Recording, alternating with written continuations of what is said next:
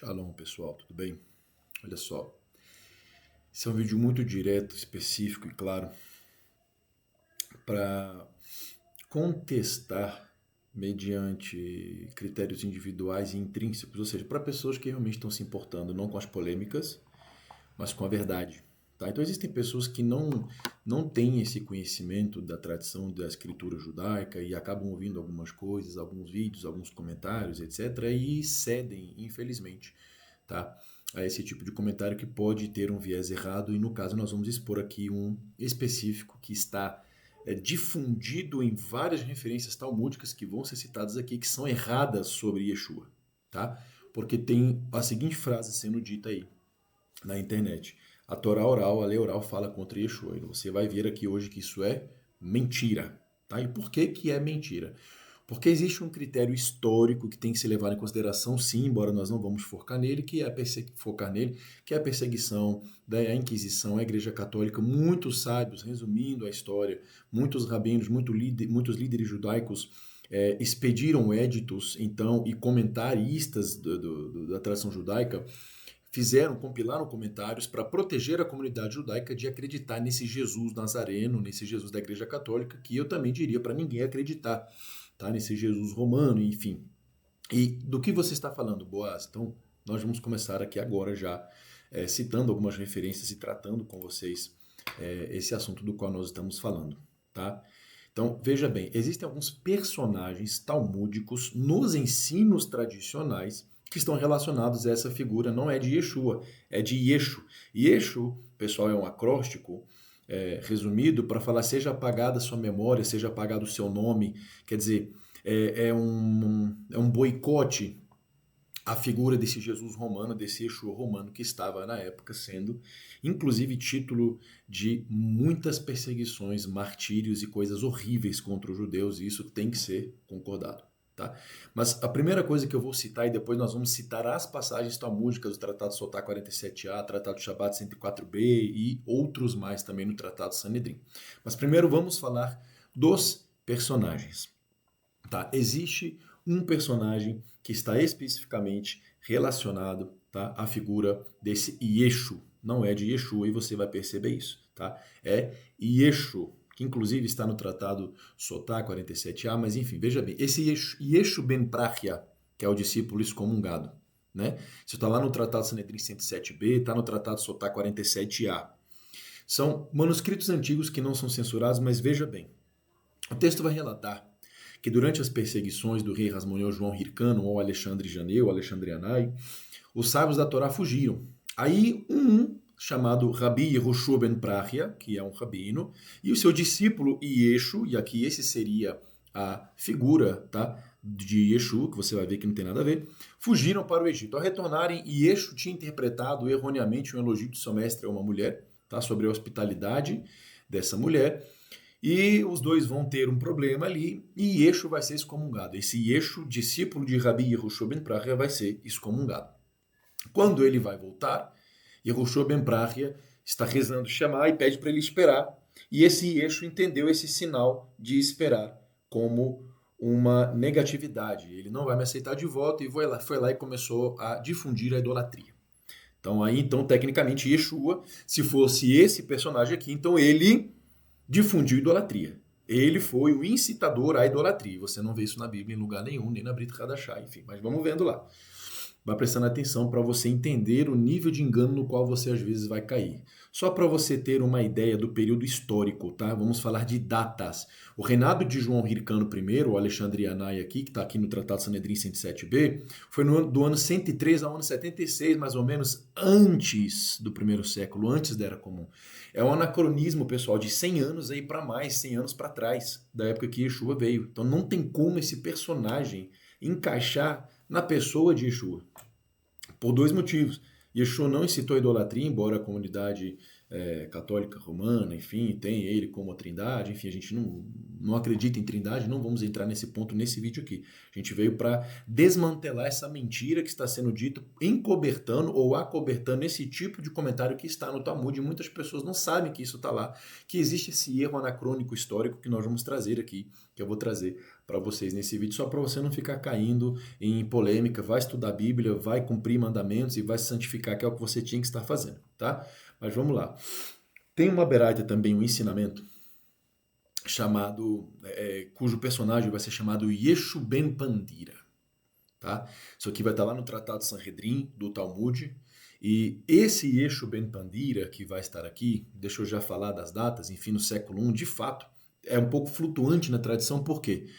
Porque, embora parece coincidir, ele é executado de uma forma divergente da crucificação em Jerusalém.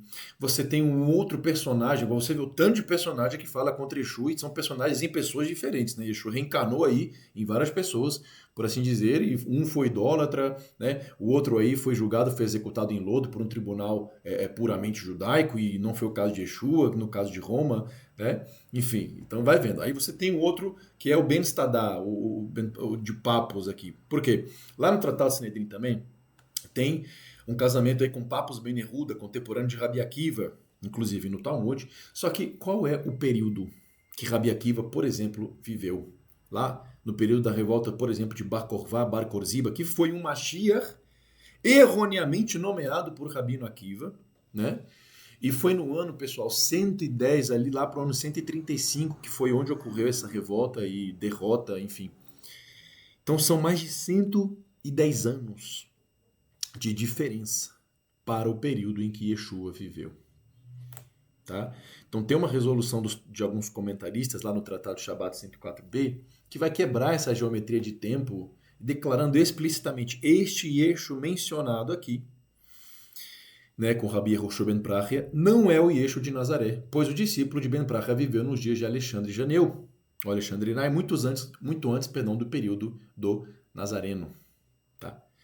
Então, não tem como encaixar a figura destes personagens dizendo que a Torá oral fala contra Yeshua. A Torá fala contra Jesus, o Jesus católico? Fala. Fala por conta da idolatria, fala por conta da trindade, fala por conta da anulação da Torá, fala, e nós concordaríamos plenamente com isso. Mas por comentários simples e uma simples observação temporal, geométrica nesse sentido, já desmantelaria esse tipo de comentário equivocado a respeito da figura de Yeshua. Tá? Mas ainda assim dá para a gente ler um pouquinho partes desses Masertot, desses tratados aqui, para vocês terem um parâmetro um pouco mais vívido. Tá? Muita gente não vai ler o Talmud, não vai abrir aí para ler, então veja bem. Lá no Tratado de Shabat 104b, né, aprendemos na Mishnah, se alguém voluntariamente risca letras em sua carne no Shabat, que enfim, e aí o ensinamento vai vir e vai falar sobre essa figura de Yeshu. Tá? E dentro dessa figura de Yeshu, que vai ser dita aqui, veja bem, tá? Diz assim, o infame Ben Stadá, que seria Yeshua, tá? Que não vai ser, não tirou feitiços mágicos do Egito em um arranhão em sua carne? Eles inventam aqui que esse Yeshu foi alguém que praticava feitiçaria. E eles disseram a ele era um tolo e você não pode citar provas de um tolo. Não é assim que a maioria das pessoas escreve. Aliás, a Guemará pergunta, e vai perguntar quem é esse Ben Stadá, de quem vocês estão falando para poder centralizar na figura desse aí que dizem ser Yeshua, né? Então os rabinos estão apresentando aqui um caso concreto que traz uma afirmação diferente, tá bom, pessoal? Muito importante vocês compreenderem do que foi aprendido em relação a esse tema aqui. Então, em resumo, tá? Vai aparecer esse personagem Ben Stadá, tá? Que nas edições atuais da Guemará, eu estou lendo aqui o texto, principalmente oficializada aí lá no século XX, vocês têm uma obliteração, eles tiraram o termo Yeshu, o nome. Enquanto que nas edições mais antigas, você vai ter, como por exemplo a edição de Sonsino, lá do século XVI, a mesma seção vai aparecer nessa mesma seção a expressão Yeshu ben Stadá, que seria então uma alusão a figura de Yeshua, tá? Porque aí a Guemará pergunta, por que o chamavam de Ben Stadá quando ele era filho de Ben Pandira? Quando ele era filho de Pandira, quer dizer, Ben Pandira, filho de Pandira. E por quê? Aqui seria uma interpretação de que a mãe dele teria sido uma adúltera. Maria, que não tem nem, enfim, teria sido uma adúltera. E aí o texto ainda vai dizendo assim, veja bem, olha só. Rav Hizda diz, o marido de sua mãe que agia como seu pai, então ele tratava esse Yeshu como pai, como filho, tá? chamava-se Estadá, mas aquele que teve relações com a sua mãe se chamava Pandira. Então ela foi uma adúltera, ela era casada com Estadá e teve uma relação sexual com Pandira, da onde veio esse Yeshu ben Pandira, que era adotado por esse Estadá. Aí, né, seria a figura de José, o pai adotivo de Jesus, tá? Só que veja bem, qual é o grande problema aqui? Dizem que esse Yeshu foi resultado dessa infidelidade conjugal. Isso aí já seria dizer que ele é um mamzer, né? Ele é um bastardo, filho de uma relação proibida, mas ainda assim uma das primeiras referências utilizadas pelos rabinos medievais para dizer que esse Yeshua, a quem os cristãos católicos pregavam, era na verdade um bastardo. Então, muitos judeus não estudam esse tipo de coisa, eles só são cauterizados numa yeshiva, e aqui não estou falando mal de judeu, tá? Vocês sabem aqui que, por critérios alárricos, eu sou judeu, e estou desmantelando isso aqui para ninguém falar, mas você crê numa Torá oral que fala contra Yeshua. Não, ela não fala contra Yeshua, ela fala contra uma ideia de Jesus que a Igreja Católica tentou introduzir e que os rabinos introduziram e compilaram comentários totalmente diferentes do período em que Yeshua viveu, criando um outro personagem, outros ensinos que não tem nada a ver com a realidade histórica mesmo, de fato. Tá? Então, por isso, posso falar, e você também, que a lei oral não fala contra Yeshua, o Yeshua Hanotzri, o Yeshua Nazareno de fato, não fala.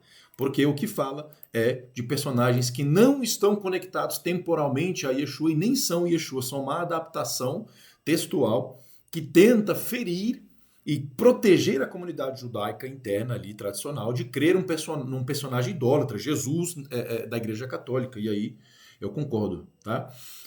Mas aqui o texto ainda fala um pouco mais sobre esse Yeshu, Ben Stadá, Ben Pandira, só que nós já vimos que foram 100 anos depois de Yeshua. Não tem como ser o mesmo personagem, tá? Porque a rebelião de Bar Kokhba aconteceu exatamente ali no período 132 da Era Comum, né? Durou 3 anos, acabando em 135 com a derrota, tá? Obviamente ali, que inclusive é um dos motivos pelos quais a gente jejua em datas específicas, tá? Enfim. Mas só para vocês entenderem, Raverim, só para vocês entenderem, queridos ouvintes do canal, não tem conexão de data histórica. Tá? Ainda tem lá no Tratado Sotá 47a, você que quer ficar no vídeo até o final para pegar essa base histórica, se você quiser abrir no Sefariá, eu vou deixar o link aqui para vocês abrirem lá no Sefariá, que é um site em que você pode ter acesso a todas essas literaturas judaicas, tá? Para você poder ler e realmente traduzir ali e fazer essa comparação.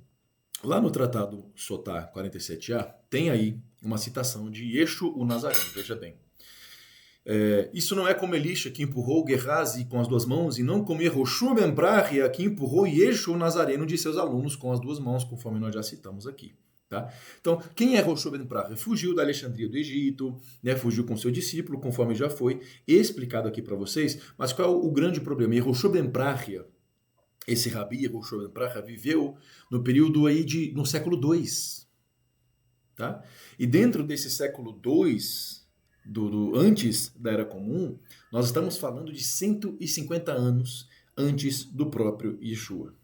Então não tem como falar que esse Yeshu que se tornou idólatra aqui é o mesmo personagem que Yeshua Hanotzri, Yeshua o Nazareno.